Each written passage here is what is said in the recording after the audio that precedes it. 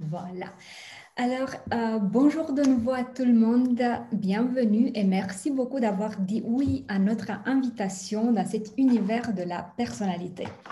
L'objectif de notre petit atelier d'aujourd'hui est de vous introduire dans cet univers, de vous faire connaître notre modèle de personnalité pour que, à la fin, vous puissiez avoir suffisamment d'informations et prendre la décision de nous joindre dans ce modèle, de l'utiliser dans votre activité si vous considérez que ça peut vous aider ou peut-être pas.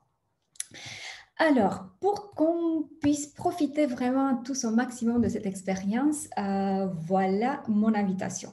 Je vous invite à activer vos caméras, ça va nous permettre de nous voir et de communiquer plus facilement. Bien sûr, en même temps, je comprends très bien si vous n'avez pas fini votre maquillage, surtout les garçons. Pour les micros, tant qu'il n'y a pas de bruit autour de vous, activez les micros, ça va nous permettre de nouveau d'avoir plus de spontanéité dans les réactions, surtout que j'aimerais que ce ne soit pas un monologue. J'espère que vous allez contribuer à cette petit atelier. En ce qui concerne les questions, les réponses, il n'y a pas de session spéciale à la fin. Donc, faites-les venir au fil de l'eau, de vive voix, de préférence, ou sinon, si vous ne pouvez pas, sur le chat aussi, juste avec la petite précaution que je ne vais pas pouvoir toujours l'œil sur le chat, hein, donc pas en permanence, mais je vais le regarder de temps en temps. Par contre, en ce qui concerne le multitâche, je sais que vous êtes très occupés. En même temps, je vous invite, étant donné qu'il s'agit seulement d'une heure, qu'on essaie d'être vraiment là. Et bien sûr, au cas où ce qui se passe n'est pas vraiment ce que vous attendiez, alors j'espère que vous allez profiter de l'option précédente et de le faire savoir. Et j'espère qu'on peut adapter par rapport à vos besoins et à vos attentes. Alors, pourquoi personnalité? Pourquoi ce sujet? J'imagine que vous connaissez déjà la citation de Albert Einstein, hein, qui disait que tout le monde est un génie, mais que si vous jugez un poisson par sa capacité à grimper un arbre, il vivra toute sa vie en croyant qu'il est stupide. Heureusement, de plus en plus de sociétés, d'entreprises ont bien compris cela et elles investissent dans l'individu aussi que dans l'équipe. Et voilà pourquoi nous, en tant que spécialistes, on a tout intérêt d'être bien outillés pour pouvoir accompagner ces entreprises dans leur démarche de développement, de voir les choses différemment et de célébrer, si vous voulez, l'individualité de chacun. À mon tour, j'utilise ce modèle de personnalité persologue depuis, ça fait un peu plus de 10 ans que je l'ai introduit dans ma pratique. Donc, je l'utilise d'un côté dans les formations que je déploie, aussi dans les accompagnements de type coaching. J'interviens, petite parenthèse, j'interviens dans presque tout ce qui tient du relationnel avec soi-même et avec les autres. Donc, ça peut être développement personnel, ça peut être développement des équipes, formation de leadership, de commercial, de communication, de vente. Et aussi, comme je le disais, en tant que coach. Bien sûr, j'intègre cette méthode dans tous les autres, avec toutes les autres méthodes que j'utilise. Oui, c'est une très bonne méthode. En même temps, ce n'est pas une religion. Donc, l'intérêt, c'est plutôt de voir comment on peut l'intégrer dans notre pratique. Je peux aussi former d'autres spécialistes comme vous à utiliser la méthode. Et depuis 4 ans, quand j'ai pris la décision de m'installer en France, j'ai pris la décision de déployer le modèle Persologue en France. Donc, voilà le statut que j'ai en discutant ce soir sur ce sujet. J'aimerais savoir, avant d'entrer plus en détail sur qui sommes-nous et qu'est-ce que nous faisons? J'aimerais savoir quel est votre niveau de connaissance en ce moment en ce qui concerne le modèle DISC Persologue sur lequel nous nous appuyons dans notre pratique. Voilà pourquoi je vais lancer un petit sondage. C'est vraiment tout petit, une question. Connaissez-vous le modèle DISC? Et la réponse peut être non, j'en ai entendu parler, j'ai rempli un questionnaire une fois, j'utilise, mais je ne suis pas certifiée. Je suis certifiée DISC.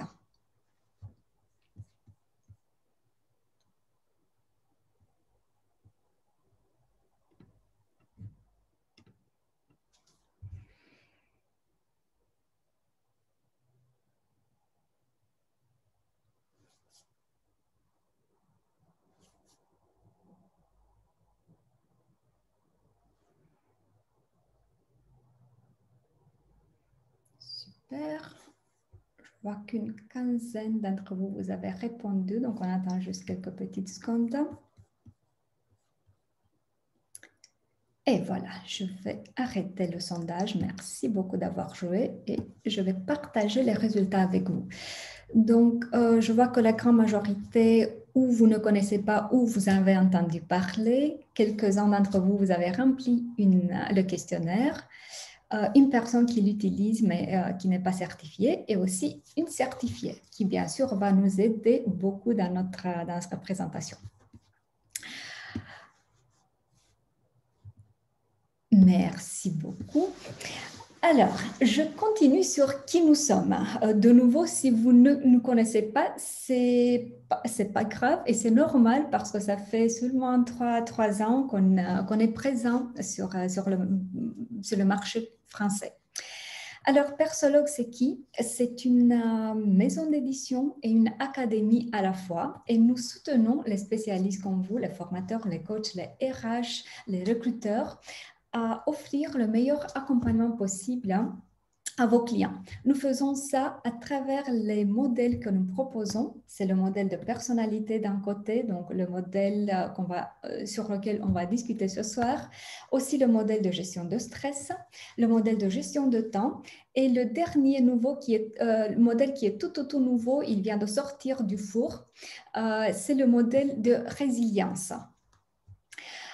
Concrètement, c'est quoi un modèle? Parce que je vais utiliser beaucoup ce mot. Alors, dans notre compréhension, le modèle, c'est un kit d'outils pour les spécialistes comme nous, comme je disais, qui va toujours va contenir un questionnaire pour identifier le style de comportement dans le cas du modèle de personnalité, le niveau de stress et le comportement sous stress dans le cas du modèle de stress, le niveau de résilience par rapport à 10 facteurs dans le cas du modèle de résilience. Ensuite, des outils pour accompagner le développement. Quand je dis des outils, c'est des profils, des exercices, des activités et bien sûr aussi des jeux parce qu'on aime aussi le ludique. Il y a des jeux en format papier, des jeux de cartes où nous venons d'introduire récemment aussi la plateforme en ligne, donc digitale pour les jeux. Ensuite, il y a une méthodologie pour mettre en œuvre tout ça, bien sûr, et une certification à travers laquelle on passe le savoir-faire de cette méthodologie.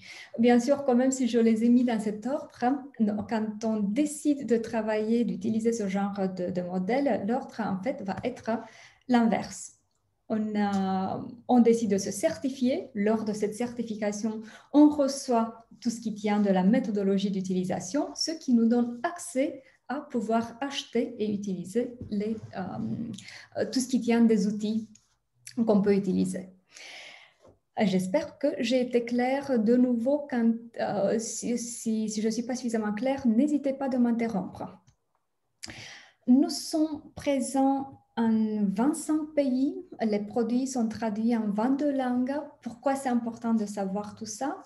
Tout simplement parce que si jamais vous avez un client international, par exemple, alors vous pouvez utiliser le questionnaire dans la langue maternelle de la personne qui remplit le questionnaire et vous pouvez aussi avoir les restitutions dans toutes les autres langues disponibles. Voilà. Alors, étant donné que la grande majorité, vous m'avez dit que vous ne connaissez pas vraiment le modèle DISC, j'aimerais avant tout vous introduire sur qu'est-ce que le modèle DISC concrètement. Bien sûr, on peut en parler 3 jours. Nous, on n'a qu'une heure, donc on va le faire tout bref. Mais si le reste des questions, on peut en discuter après sans problème. Alors, concrètement, le modèle DISC, c'est quoi? Le modèle DISC décrit le comportement à partir de 2 axes. Comment je perçois l'environnement et comment je réponds à l'environnement. On peut percevoir l'environnement de manière défavorable ou favorable. Ça veut dire quoi concrètement? Quand je le perçois de manière défavorable, c'est que je pense en termes de défis. Ce que je trouve dans mon chemin, c'est des obstacles. Et qu'est-ce qu'on fait avec les obstacles? C'était vraiment une question et ce serait gentil de votre part. On les évite. Voilà, c'est une possible réaction. Ou qu'est-ce qu'on peut faire d'autre? On les contourne. On peut les contourner. Quoi d'autre? On les franchit. On peut les franchir aussi. Donc voilà, en termes de réponse, il y a plusieurs réponses possibles, hein, mais ce qui compte ici est qu'on voit des obstacles. Quand on perçoit l'environnement comme favorable, hein, cette fois-ci, ce n'est pas des obstacles qu'on voit, c'est ou des opportunités ou des choses qui tout simplement ne nous dérangent pas. Donc cette fois-ci, si pour la manière de voir défavorable, l'orientation va être plutôt vers la tâche, vers ce qu'il y a à faire, quand on le perçoit comme favorable, cette fois-ci, l'orientation va être plutôt relation.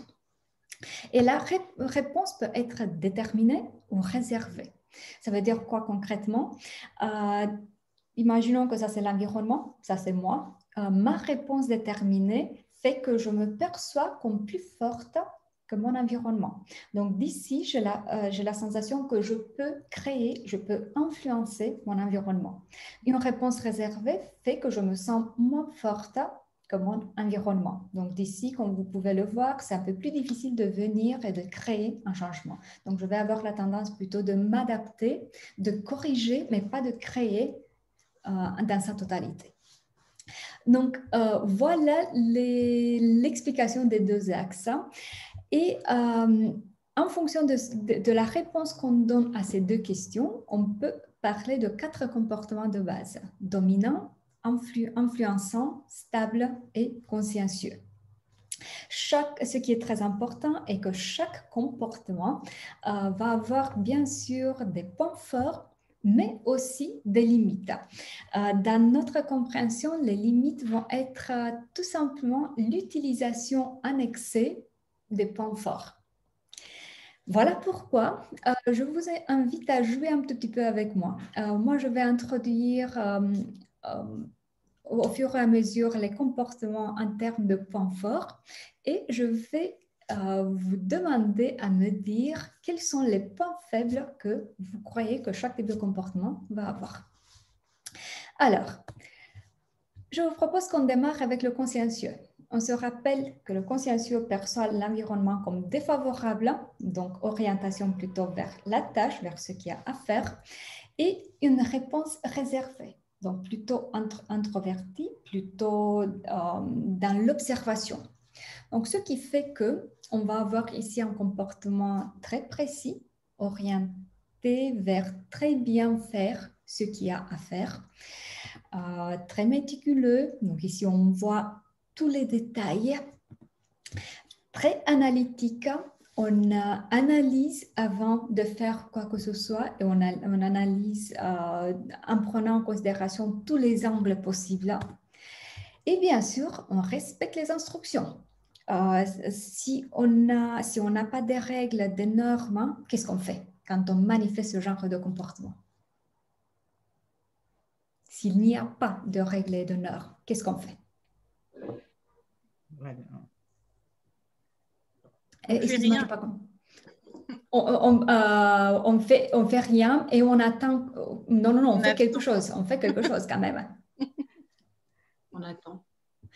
Je sais pas, on va les chercher.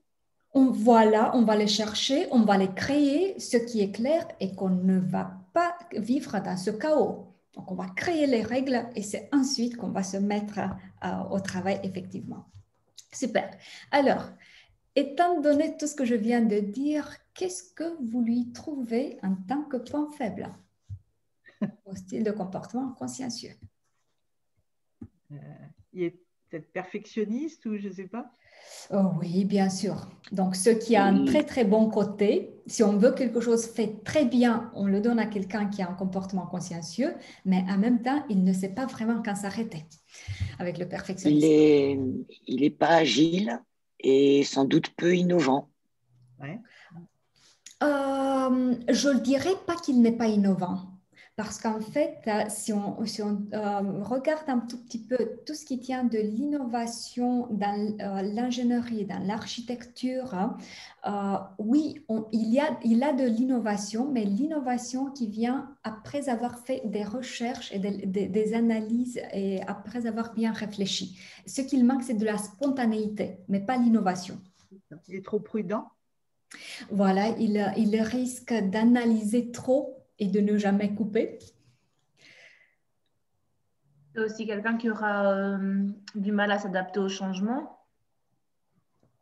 Il doit y avoir une forte logique dans le changement. On ne change pas tout simplement pour changer.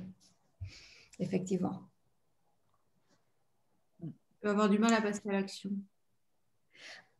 Oui, en ce qui concerne l'action, de nouveau, c'est précédé par beaucoup, beaucoup d'analyses.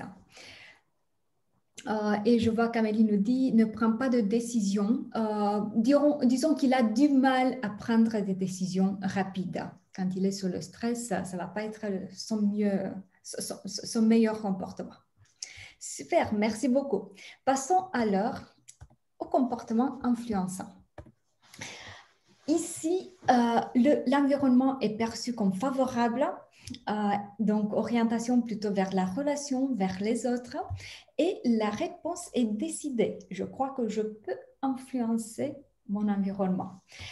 Ce qui fait qu'ici, si pour le consciencieux, on a eu quelqu'un de concentré dans sa petite boîte, on travaille jusqu'à ce qu'on finit.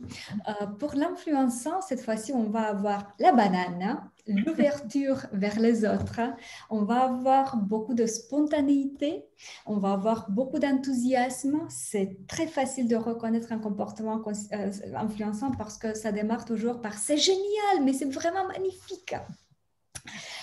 Beaucoup d'optimisme cette fois-ci. On aime ici la diversité. Ici, on aime le changement, pas parce que ce qu'on a ne fonctionne plus, mais parce que c'est le moment de changer, tout simplement. Les personnes que j'ai eu beaucoup de personnes que j'ai accompagnées en coaching et le trait commun de ceux qui avaient un fort comportement influençant, c'était le besoin de changer. Donc, tous les 5-7 ans, il y avait un changement de carrière, même extrême parfois. Et bien sûr, ce qu'il fait le mieux, son nom le dit déjà, influençant, c'est d'influencer, donc de convaincre. Elle le fait avec beaucoup, beaucoup d'aisance et c'est vraiment dans son naturel. Que lui voyez-vous en tant que point faible? Il n'a pas assez de recul sur les choses, peut-être? Pourquoi faire? On fait les choses pour s'amuser, pas pour analyser à l'infini.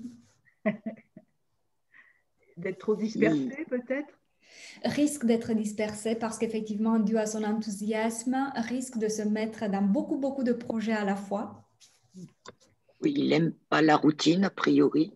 Pas du tout. Si vous voulez le démotiver, vous n'avez qu'à lui donner à faire la même chose chaque jour. Ne prend pas en compte les risques, hein, nous dit Nicole. Effectivement, ici, on saute et ensuite on analyse, est-ce que j'ai bien collé la parachute, est-ce que...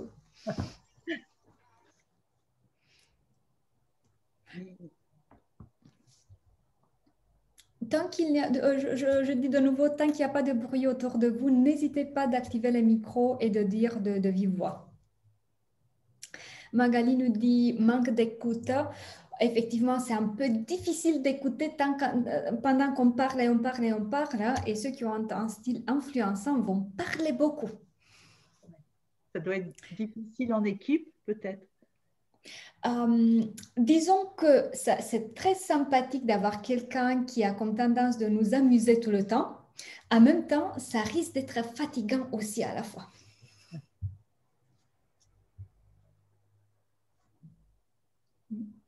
Super. Merci beaucoup. Alors, on continue avec le style stable. Qu'est-ce qu'ils ont en commun, l'influençant et le stable? Cette orientation vers la relation. Donc, les deux vont percevoir l'environnement plutôt comme favorable. La différence va être que si l'influençant, comme je disais, a une réaction plutôt décidée, il se sent plus fort que l'environnement, il sent qu'il peut influencer son environnement, le style stable aura une réaction plutôt réservée. Et alors, la différence concrète est que si l'influençant est, si vous voulez, l'acteur sur la scène qui aura besoin de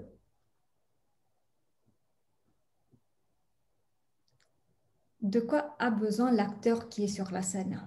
Du public. Du public, et que le public fasse quoi? L'applaudisse. De reconnaissance.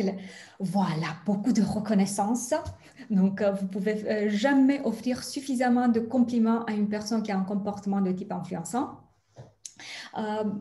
Au contraire, le style stable va être caractérisé par sa capacité d'être plutôt dans des relations profondes avec les autres. Donc, ce n'est pas l'acteur sur la scène, ce n'est pas la personne qui va amuser tout le monde, mais c'est plutôt la personne sur laquelle on va compter. C'est la personne sur l'épaule de laquelle on peut reposer sa tête et pleurer. Pourquoi? Parce qu'il y aura de la compréhension, il y aura de l'empathie, il y aura de l'écoute. Donc voilà, on va trouver ici un comportement plutôt fiable. On sait qu'on peut compter sur ce que cette personne dit et fait. On va trouver un comportement qui cherche et donne de l'harmonie. Un comportement constant. Ici, on fait les choses pas à pas. Et bien sûr, quelqu'un qui sera à l'écoute. Que lui voyez-vous en tant que point faible? Il n'est peut-être pas très créatif. Effectivement. Ici, c'est la fiabilité, c'est la constance qui compte plus que les idées géniales. Quoi d'autre? Moins communicant. En fait, en ce qui constitue la communication, il y a deux personnes complètement différentes. Il y a la personne avec un comportement stable en situation nouvelle où elle ne connaît personne. Et oui, effectivement, dans ce cas-là, on va avoir quelqu'un de très, très réservé qui va rester de côté, observer, écouter tout le monde. Et la personne avec un comportement stable dans un environnement où elle se sent vraiment très à l'aise. Et dans ce cas-là, on ne la reconnaît plus. Mais de premier abord, oui, c'est un comportement réservé qu'on va voir.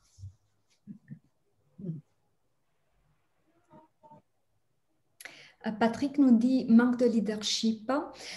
Disons que ce n'est pas son désir. Contrôler et diriger les autres, ça ne fait pas partie des choses qu'il désire dans la vie.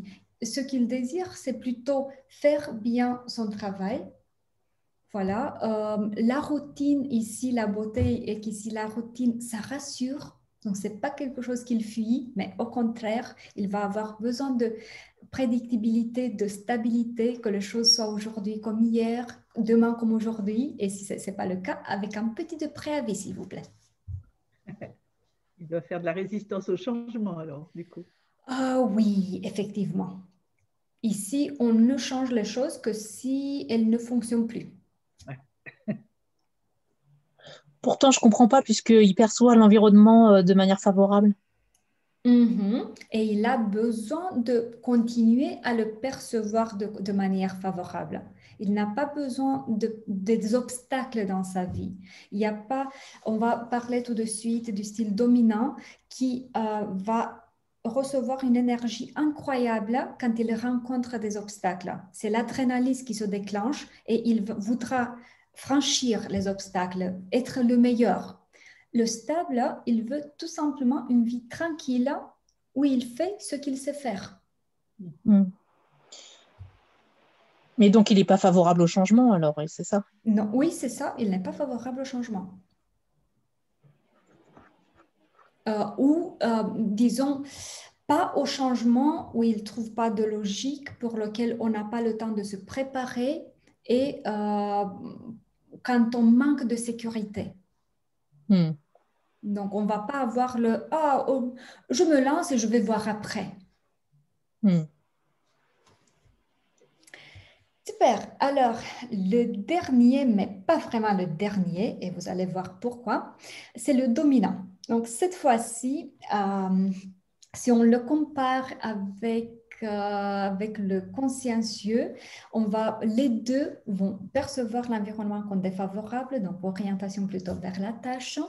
La différence va être la type de réponse. Si le consciencieux avait une réponse réservée, le dominant va avoir une réponse déterminée. Donc, il se sent plus fort que l'environnement.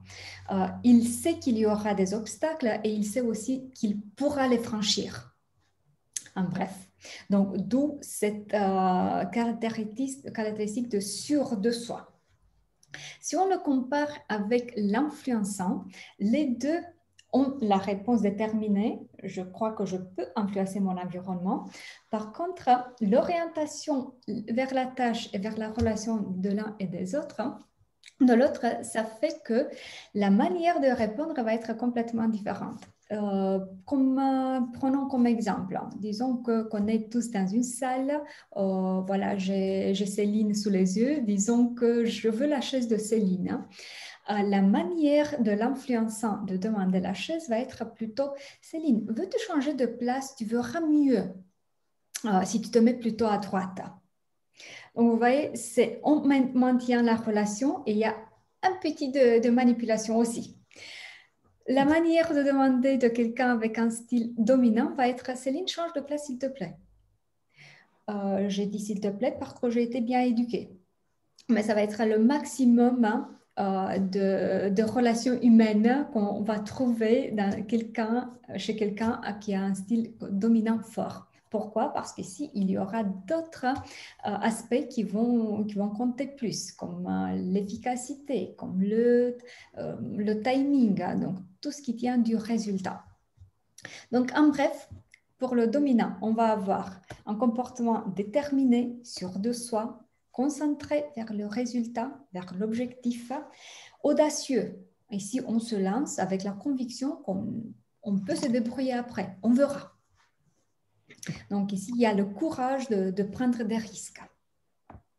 Et bien sûr, cette tendance de prendre les rênes, de prendre des décisions avec beaucoup d'aisance, de facilité. En fait, je ne comprends pas trop comment quelqu'un qui est sûr de lui peut voir l'environnement de manière défavorable, en fait. L'idée de voir l'environnement comme défavorable, c'est qu'on voit autour de soi des obstacles, mais des obstacles qu'on a envie de franchir, qu'on a envie de franchir ou de contourner, mais on les voit.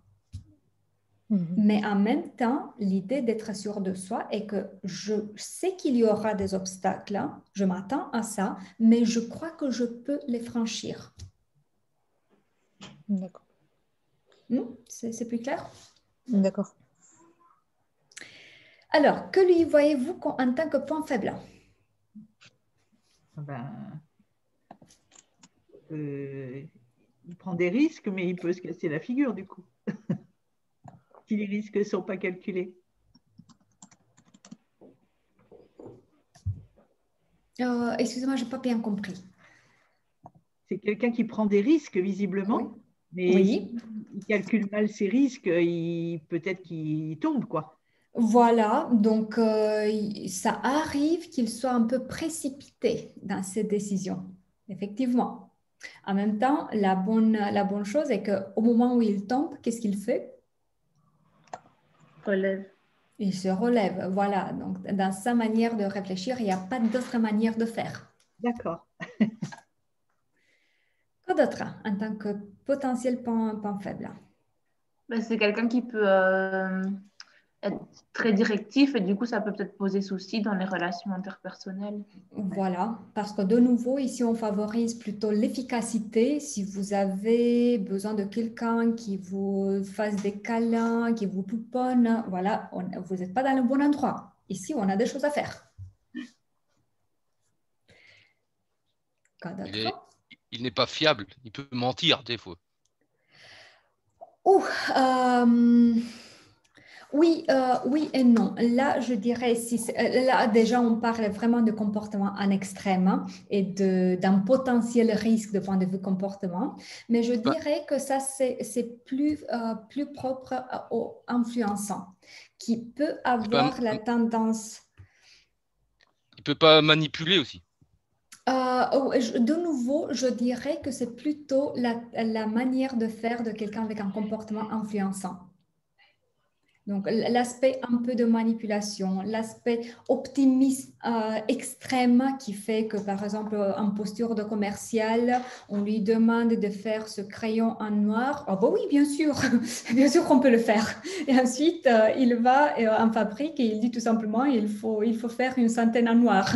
Et les autres, ah mais tu comprends ce que ça signifie de le faire en noir? Ah mais ce n'est pas si difficile que ça, si on le fait en blanc, on peut le faire en noir aussi, n'est-ce pas? Mais ça va être plutôt propre à l'influençant qu'au dominant.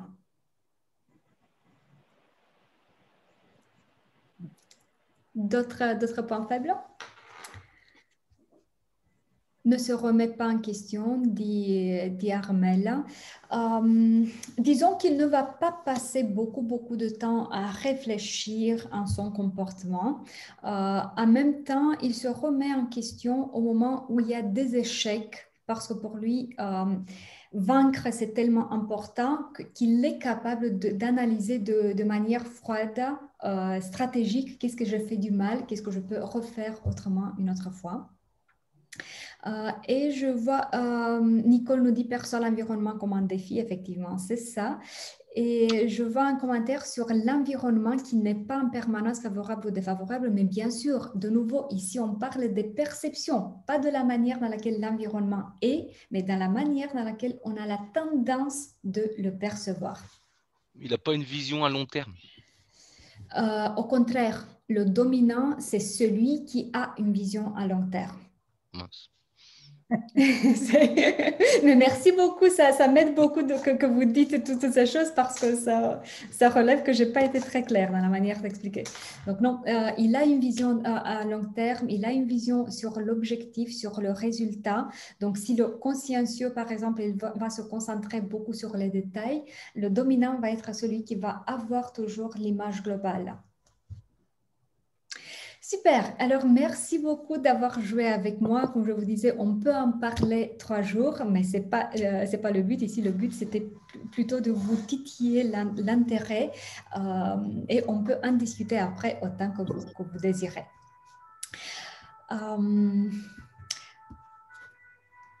Comme je vous disais, notre modèle de personnalité s'appuie sur ce modèle DISC. Donc, j'aimerais vous dire 2 mots sur l'histoire de notre modèle de personnalité. Notre modèle a démarré avec un psychologue américain qui s'appelle William Moulton Marston, qui en 1928 a écrit un livre qui s'appelle Emotions of Normal People, des émotions des gens normaux. Et dans ce livre, il a décrit pour une première fois ces 4 comportements de base, dominant, influençant, stable, consciencieux. Et son approche a été de décrire les comportements des personnes qui n'ont pas de troubles psychologiques, parce que jusqu'à ce moment, la psychologie s'est concentrée beaucoup sur les troubles comportementaux. Donc, pour lui, la préoccupation était plutôt de décrire les comportements des personnes qui n'ont pas ce genre de troubles de comportement. Mais il s'est arrêté à décrire les 2 axes et les 4 comportements. Ensuite, dans les années 1970, un autre psychologue américain, John Geyer, a continué ce travail et c'est lui qui a rajouté un questionnaire qui identifie le style de comportement. Il est allé au-delà des 4 styles de comportement et il a pris en considération aussi les combinaisons possibles et il a rajouté aussi des outils qui aident au développement parce que l'approche, si on reste tout simplement sur identifier son style, ça ne va pas suffire. Et dans les années 2000, Persologue Allemagne a racheté le travail de toute sa vie du psychologue Geyer et nous avons amené le modèle DISC à vraiment un niveau supérieur et vous allez voir un tout petit peu dans notre approche en quoi ce changement consiste. Étant donné, donc je viens de dire que nous ne sommes pas les seuls à utiliser le modèle DISC. Donc, le modèle DISC, il est à la base de plusieurs modèles. Le nôtre s'appelle Persologue, mais vous savez très bien que sur le marché, il y a beaucoup d'autres, comme Insights, 4 couleurs, donc, Thomas, il y a beaucoup d'autres. Et alors, voici quelques petites astuces sur comment choisir un modèle si vous décidez d'intégrer ce genre de modèle dans votre activité. Un premier critère, à mon avis, doit être l'approche. Et on va en discuter tout de suite plus largement. Quelle est l'approche du fournisseur du modèle en ce qui concerne le DISC? Ensuite, la qualité du questionnaire. Tout simplement parce qu'on offre un questionnaire, ça ne signifie pas qu'il a aussi des études de fidélité, de validité. Ça veut dire quoi concrètement? Est-ce que le questionnaire mesure vraiment ce qu'il dit qu'il mesure et est-ce qu'il le fait bien? Ensuite, les outils qui accompagne le questionnaire. De nouveau, peut-être que le but ne devrait pas être tout simplement d'identifier son style, mais de pouvoir aussi aller plus loin et d'offrir un développement en ce qui constitue le comportement, la personnalité.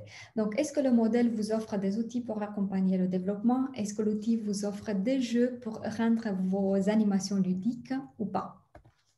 Ensuite, les prix. Il y aura un prix pour la certification. Il y a des modèles qui vont demander un prix pour maintenir la licence et ensuite il y aura le prix des produits parce qu'une fois que vous décidez d'utiliser un modèle, vous devez acheter les outils chaque fois que vous les utilisez. Donc, j'imagine que c'est utile de savoir quel est le coût d'utilisation concrètement.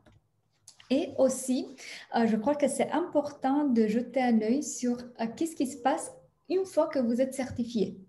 Parce que de nouveau, quand on prend la décision d'utiliser ce genre de modèle, à mon avis, c'est après la certification que la vraie relation commence parce que vous allez avoir une relation à vie avec votre fournisseur.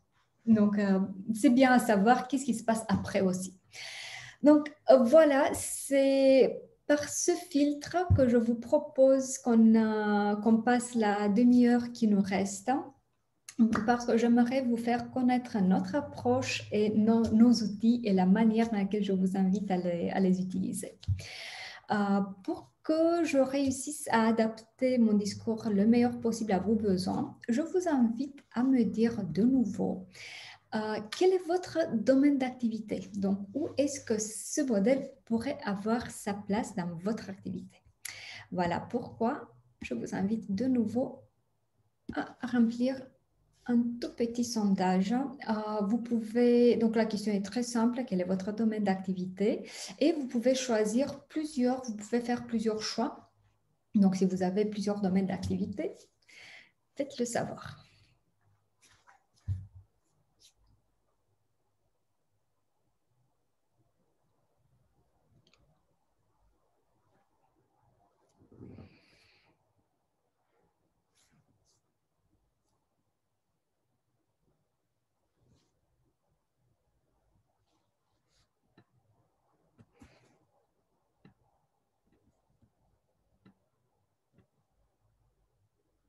Super, je vois que presque tout le monde a rempli. Merci beaucoup de nouveau d'avoir joué le jeu. Je partage avec vous. Donc, je vois que la grande majorité, vous êtes dans la formation, ensuite coaching, bilan de compétences, ressources humaines, un peu de recrutement. Deux personnes qui me disent autre. Alors, je vous invite à partager de vive voix ou par le chat. Merci beaucoup. C'est une très bonne nouvelle parce que notre outil, effectivement, il est destiné pour le développement. Donc, il trouve très bien sa place dans tout ce qui tient accompagnement de type formation et coaching. Et alors, je vous invite à voir un tout petit peu notre approche. Pour cela, j'invite une cliente fictive, on va appeler Émilie, qui aura plusieurs demandes. Disons que notre petite Émilie vient nous dire je veux en connaître plus sur moi-même. Il y aura forcément à tout moment un spécialiste qui va lui dire super, remplis ce test. Et pour qu'à la fin lui dise voilà le résultat, tu es jeune ou tu es influençante. Quel est à votre avis, où est le problème avec ce genre d'approche?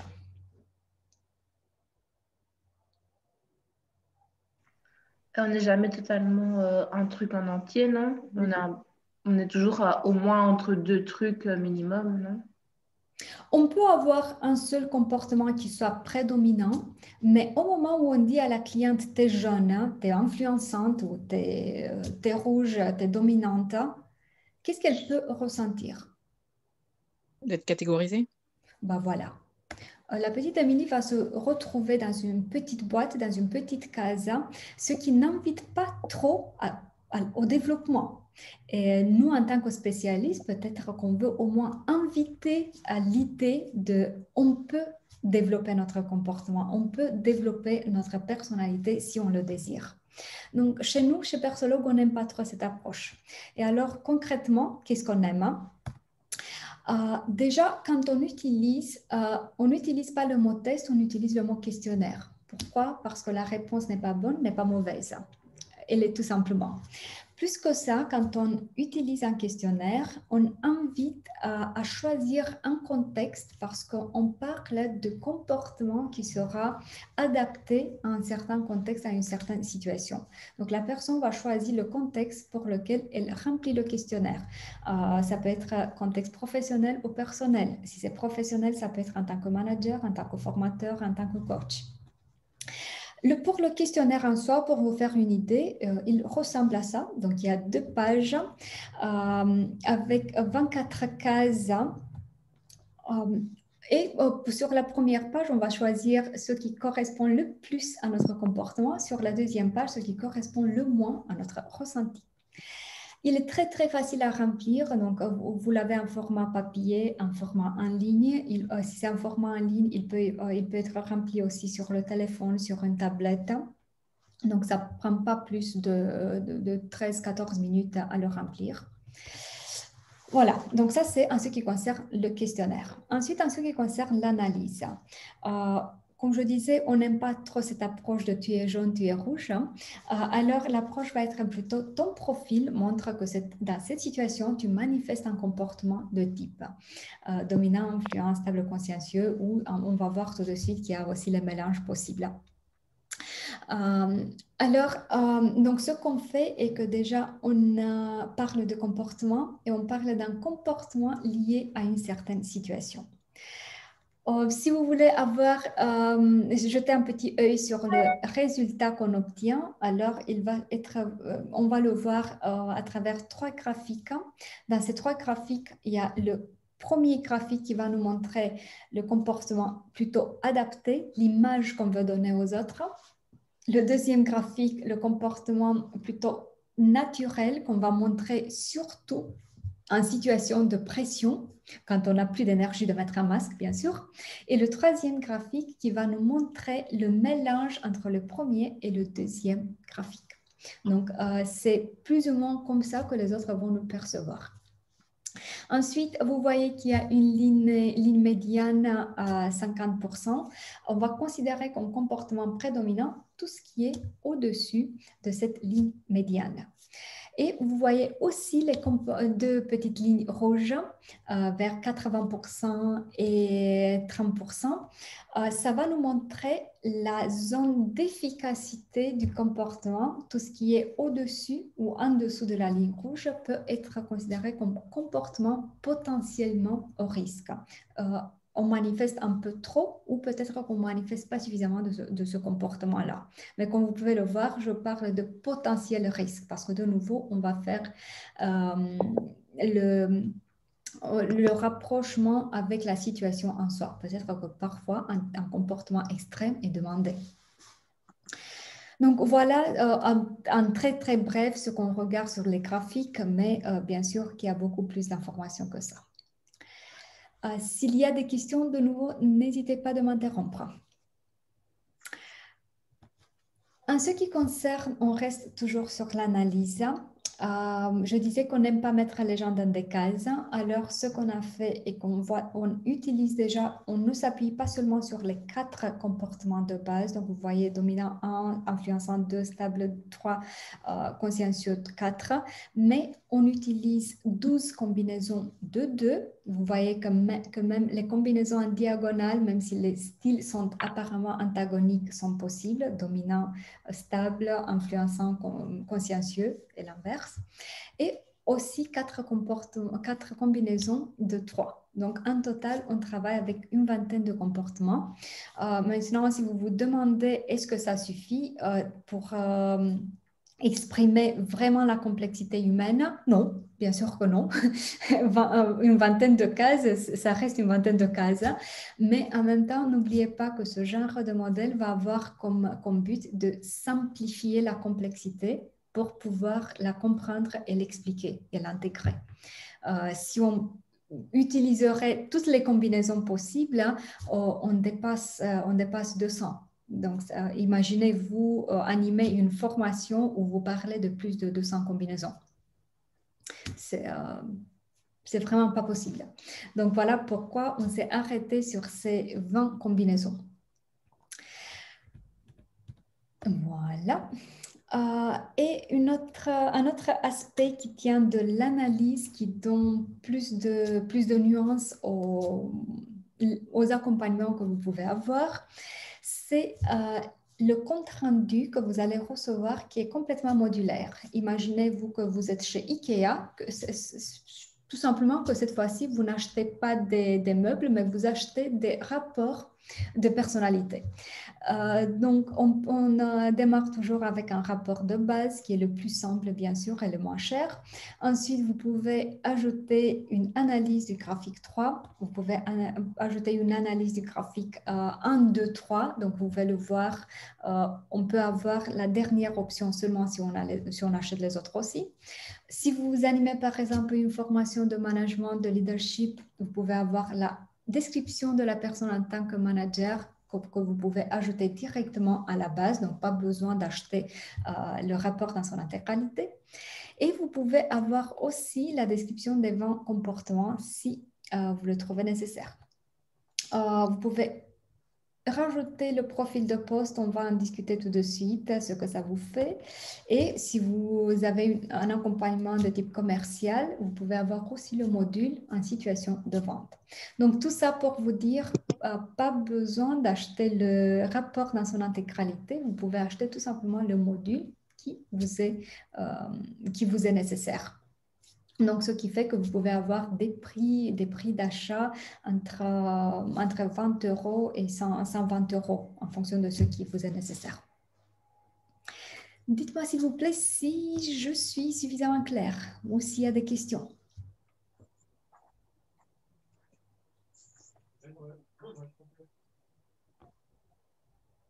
Sinon, je vais prendre votre silence collectif comme que tout va bien et je vais continuer. Marie-Laure, merci beaucoup pour le signe. Super. Alors, Je continue avec notre petite cliente Émilie qui nous dit, OK, j'ai identifié mon style, mais moi, je veux aussi me développer.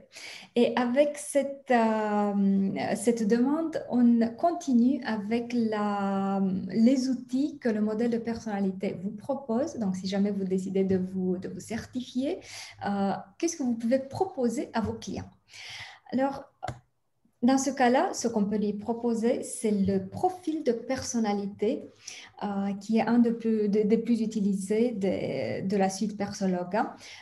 Avec ce profil, on peut creuser beaucoup plus. Donc, on ne reste pas tout simplement dans l'aspect comportement, on peut creuser dans ses intentions, dans ses convictions, dans le stress potentiel généré par l'adaptation. Donc, on regarde le deuxième et le premier graphique. La relation entre son comportement et les tâches qu'elle doit accomplir, sa place dans l'équipe. Et on peut parler aussi des équipes classiques, des équipes autogérées et où est-ce qu'elle trouve sa place mieux. Ensuite, vous pouvez lui proposer, par exemple, si elle ne désire pas suivre un programme de coaching que vous lui proposez, mais elle veut aller un peu plus loin dans son développement, vous pouvez vous appuyer sur l'outil qui s'appelle carte Intendo. Ça veut dire quoi concrètement les cartes Intendo? C'est les cartes avec des suggestions une fois que la personne désire augmenter, renforcer ou diminuer un certain comportement. Disons que j'ai découvert que mon style dominant, il est assez faible et que de temps en temps, peut-être qu'il sera nécessaire de le manifester un peu plus. Alors, avec les cartes Intendo, je prends la page de cartes qui correspond à cette intention et je vais trouver des suggestions concrètes sur qu'est-ce que je peux faire pour augmenter ce type de comportement. Disons que votre cliente Émilie vous dit « je veux élargir mon équipe ». Dans ce cas-là, vous pouvez introduire le profil de poste. Vous vous souvenez que je l'ai mentionné quand on a parlé des modules que vous pouvez acheter. Donc, le profil de poste qui s'utilise ensemble avec le profil de personnalité et qui fait quoi concrètement? Qui vous aide à identifier les besoins comportementaux dans certains postes. Donc, comme vous pouvez le voir, ça ne va faire que travailler sur l'aspect personnalité et comportement. Donc, bien sûr que vous allez l'utiliser ensemble avec d'autres outils parce que de point de vue compétences concrètes, on ne va pas vous dire grand-chose, mais on va vous donner des indices sur le comportement attendu de la part de cette personne. Concrètement, comment ça fonctionne? Il y a des affirmations de type dans le questionnaire, j'ai besoin que cette personne s'adapte rapidement à tous les changements ou j'ai besoin que cette personne réagisse de façon réfléchie au changement. Il faut noter les deux de manière que la totale soit 5. Donc, vous pouvez avoir la situation où une des affirmations est très importante, donc ça va être 5-0 ou 3 ou 4-1. Et la magie se passe quand on cherche la petite bête à 5 pattes, mais on ne peut pas noter avec 2,5. Donc, ce qui fait qu'il va être nécessaire de dire quelle est la plus importante et on aura forcément un 32. On va obtenir un graphique et on va faire le rapprochement avec le résultat du questionnaire de personnalité de la personne, du candidat. Et dans ce cas-là, bien sûr, ce qu'on obtient, c'est une base de discussion pour notre entretien. Est-ce qu'il y a des questions là-dessus ?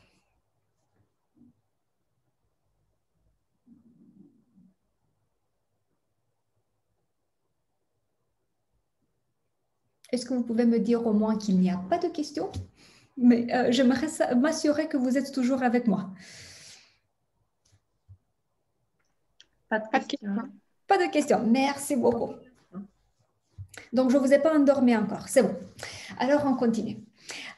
Disons que notre petite Émilie nous dit aussi, voilà, j'ai recruté, j'ai les personnes qu'il me faut, mais je veux aider mon équipe à se développer. Dans ce cas-là, on va intervenir avec la méthodologie qu'on reçoit lors de la certification pour tout ce qui tient des formations de cohésion d'équipe, de management et leadership, de compétences de vente.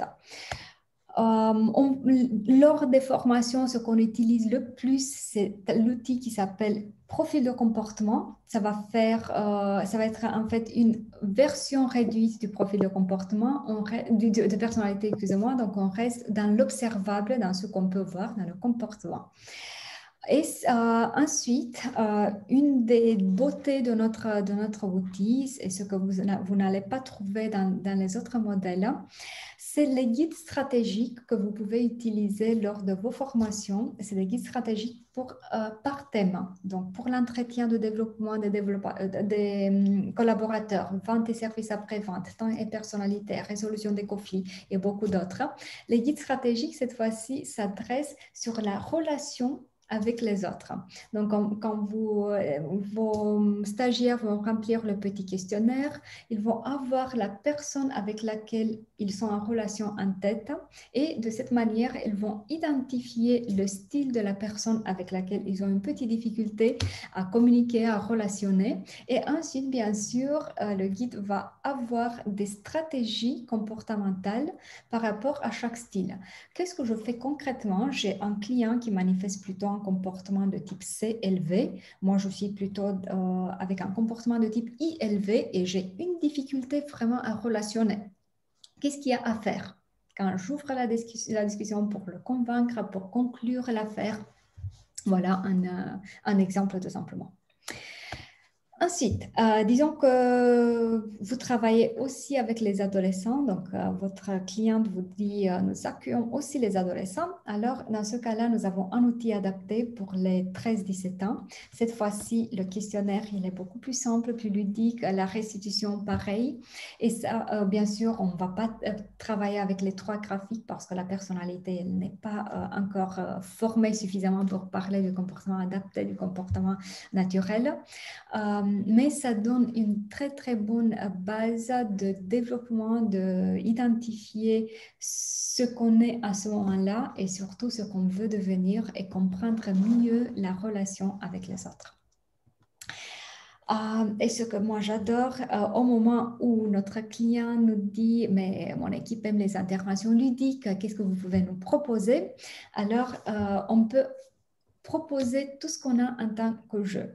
Personnalité en action, l'alerte disque, vent comportement en action, coaching en action, résolution des conflits en action et beaucoup d'autres. Et la bonne nouvelle est qu'on vient de développer aussi la plateforme LMS qui permet que tous ces jeux soient présents aussi en digital. Parce que bien sûr, maintenant, de plus en plus, on a nos animations en format distanciel. Donc, c'était le cas de faire cela aussi. Ensuite, 2 autres catégories. C'est les outils de type photolangage de type émotion générale, photolangage lié au temps. Et les livres, j'ai mis ici un des exemples des livres que vous pouvez trouver chez nous, par exemple l'ABCDR de la personnalité, qui va vous proposer une analyse holistique des 4 styles dans plusieurs types de situations, en tant que manager, en tant que commercial, dans la relation de couple, dans la relation avec ses enfants.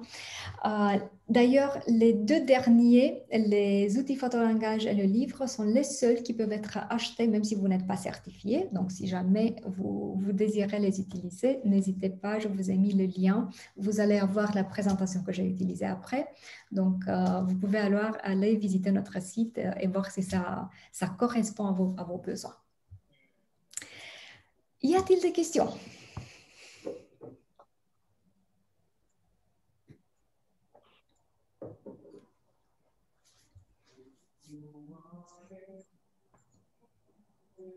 Non. Non, pas du tout.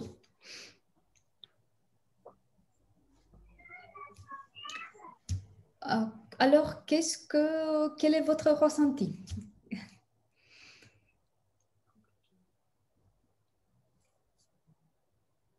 Après avoir écouté tout ça, qu'en pensez-vous? Bonjour Catalina.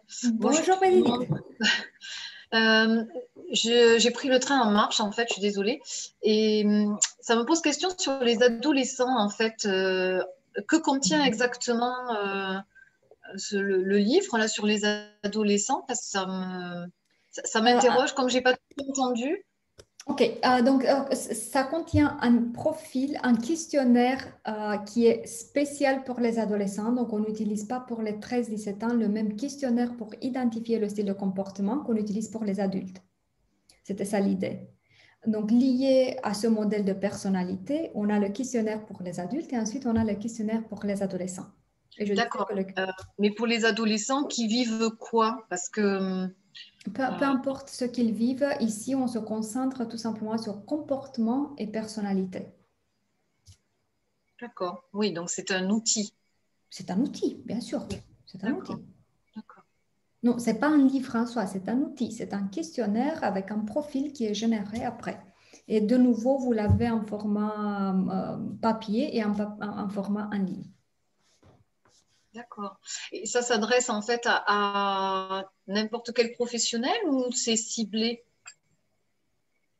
Donc, toi, en tant que professionnel, tu peux l'utiliser à travers des formations, des accompagnements de type coaching, des bilans de compétences, des recrutements. Donc, voilà les domaines dans lesquels on peut les intégrer, les outils. D'accord. Justement parce que comme je fais des médiations parents-ados où j'ai suivi une formation, enfin voilà, je me demandais en fait à qui ça s'adressait et comment. Donc dans ton cas, ça tombe pile poil franchement parce que c'est très très utile, surtout pour les parents qui viennent, parce que je connais malheureusement très bien cette approche, les parents qui viennent dire qu'ils ont des problèmes avec les enfants.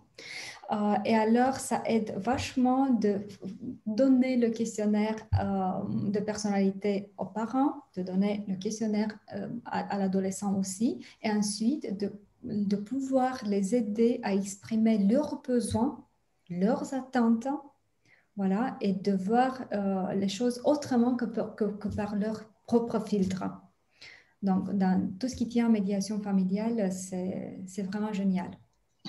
D'accord, oui, donc pour moi, ce serait un plus parce que en dehors des cours que j'ai eus en psycho, ça veut dire que ce serait un outil en plus qui viendrait renforcer ce que je sais déjà, quoi. Oui, et quelque chose de très pratique, de très pratique et qui parle à tout le monde, c'est ça. Donc, je l'ai utilisé avec des personnes qui étaient dans le top management et je les ai utilisés aussi avec des entrants, des vendeurs. Donc, il peut être adapté à tous les niveaux. Et cette flexibilité, je trouve que c'est pas mal. D'accord. Mais cet outil-là ne fait pas partie du livre, par exemple, que moi j'ai acheté sur la personnalité. Non, non, le livre, c'est un complément. Ça fait partie du modèle. Mais, comme je disais au début, peut-être que tu n'étais pas là, la manière pour pouvoir l'utiliser, c'est de se faire certifier pour recevoir tout le savoir-faire. Et ensuite, ça va te donner le droit d'acheter les outils. D'accord.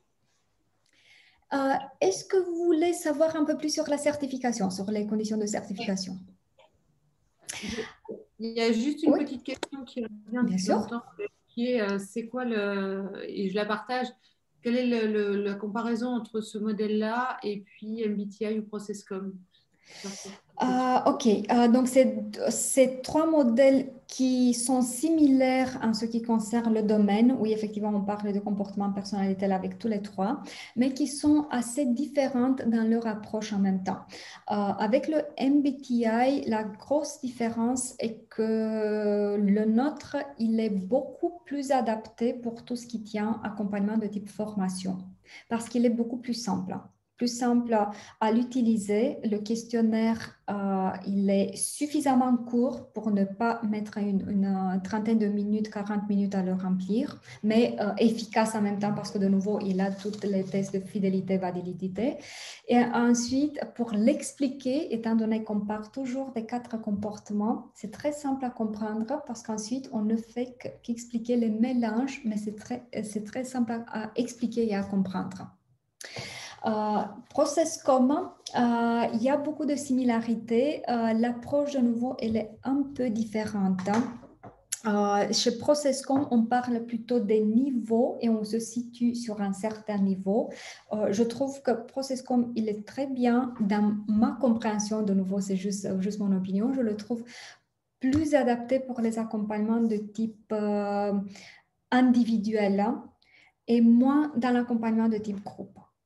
Le nôtre, il passe très très bien pour tout ce qui est... C'est un outil organisationnel, si vous voulez, le nôtre. Donc, je le trouve, par exemple, parce que chaque outil va avoir des limites, je le trouve un peu moins bien quand il s'agit tout simplement d'un accompagnement par personne, mais c'est très, très bien quand il s'agit de comprendre aussi le comportement de l'autre et d'adapter mon comportement à ses besoins. J'espère avoir répondu à la question. Alors, au moment où vous décidez d'intégrer cet outil, qu'est-ce qu'il y a à faire et comment on peut vous soutenir? Donc, comme je disais, la certification, c'est la manière de le faire. On propose deux formules. La formule certification complète, ce qui va vous donner le savoir-faire nécessaire pour tous les outils et aussi l'accès à tous les outils. Mais en même temps, je me suis rendu compte qu'il y a des personnes qui n'ont pas besoin d'utiliser le tout, parce que ce que je vous ai présenté comme outil, en plus, ce n'est pas dans l'intégralité. Il y a encore beaucoup d'autres. Et alors, quand vous débutez, par exemple, peut-être que vous n'allez pas utiliser le tout d'un coup. Voilà pourquoi on a introduit aussi la formule autorisation. Quelle est la différence concrètement? Dans l'autorisation, on vous donne le savoir-faire et l'accès pour tout ce qui est compréhension des 4 styles disques. Ensuite, la compréhension de ces combinaisons, l'utilisation du profil de comportement, si vous vous souvenez, c'est celui que je disais qu'on utilise plutôt lors des formations. Comment faire une lecture basique des graphiques indépendamment de ce que les profils fournissent en tant qu'analyse et accès à 3 jeux. La durée est de 20 heures, donc en ligne synchrone, 4 sessions de 2h30, ce qui fait 10 heures, et un travail individuel intersession de 10 heures. Et l'investissement dans ce cas-là va être à moitié, 1390. Au moment où vous allez directement vers la certification complète, donc on a tout ce que je dis dans l'autorisation et en plus, on va faire le transfert de savoir-faire pour le profil de personnalité, le profil de poste, la personnalité en focus, une lecture approfondie des graphiques, l'accès aux cartes Nintendo et aux autres jeux. Ce qui rajoute des heures, donc on va avoir en total 8 sessions de 2h30. 20 heures et un travail individuel de 20 heures. Si vous choisissez la version autorisation, à tout moment, vous pouvez compléter votre certification en payant tout simplement la différence. Donc, ça peut être une très, très bonne stratégie de démarrer par l'autorisation si vous sentez que vous n'allez pas utiliser tous les modèles ou vous voulez tout simplement tester sur vos clients comment les outils vont être réceptionnés. Donc, et ensuite, vous passez tout simplement à la certification complète. Plus concrètement, qu'est-ce que vous allez recevoir? Une licence internationale qui est valable à vie. Il n'y aura rien à payer en plus pour garder la licence. Chez d'autres modèles, on vous demande de payer entre 500 et 1000 euros par an juste pour garder la licence. Chez nous, ce n'est pas le cas. 50% remise pour les produits Persologue pour pouvoir proposer, bien sûr, l'intégralité chez le client final. Accès aux outils qui seront développés parce qu'on développe chaque année, support illimité au fil du temps, donc, et tutorat tous les 3e lundis de chaque mois, 1 heure, 1 heure et demie. Donc, voilà ce qui est inclus dans la certification. Y a-t-il des questions?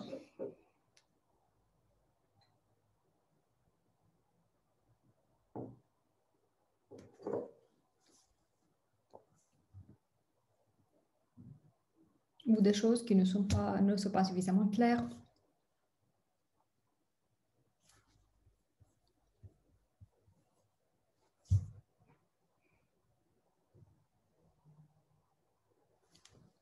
Qu'en pensez-vous alors?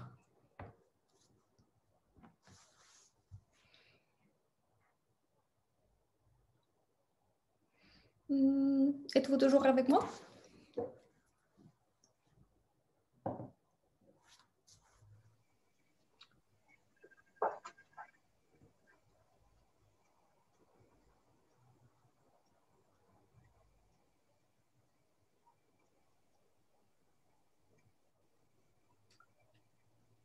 Oui, je vais me faire l'écho de quelqu'un qui a posé une question qui demande s'il faut payer à chaque test. Oh mince, moi j'avais... effectivement, je n'avais pas vu. Est-ce qu'il faut payer à chaque test? Oui. Oui, c'est le cas pour tous les modèles. Donc ici, il n'y aura pas de différence entre le nôtre et ce qui va faire une différence, ce qui aura une différence, c'est le prix des questionnaires. Effectivement, ici, vous allez avoir des différences. Mais sinon, oui, chaque fois qu'on utilise, il faut intégrer les coûts. Quels sont les tarifs? Je vois Magali. Donc, les tarifs, étant donné qu'il y a beaucoup de produits comme vous avez vu, vous pouvez compter comme prix pour le client final, donc ce que vous allez proposer à votre client final, à partir de grosso modo 35 € jusqu'à 150 €. Mais vous, en tant que coût d'achat, n'oubliez pas que vous avez toujours, vous allez avoir une 50% de remise. Donc, ce qui fait quoi concrètement? Tout simplement avec les profils que vous utilisez, lors de, grosso modo, ça dépend du type de profil, mais grosso modo, 50 profils utilisés, vous allez amortir votre investissement dans la certification.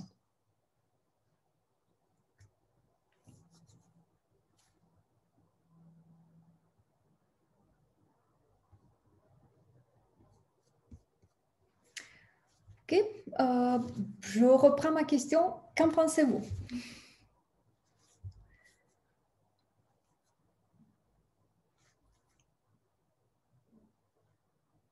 Ça peut vous intéresser, ça vous paraît complet, pas tout à fait, ça correspond pas à vos besoins?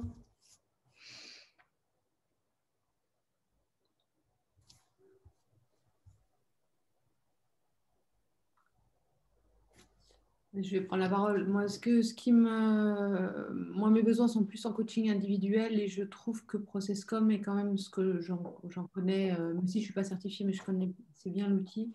Je trouve qu'il est plus adapté effectivement sur de l'individuel et sur de la connaissance de soi, de la gestion de la relation et en particulier sous stress. De savoir comment réagir sous stress, mais je connais moins celui-là.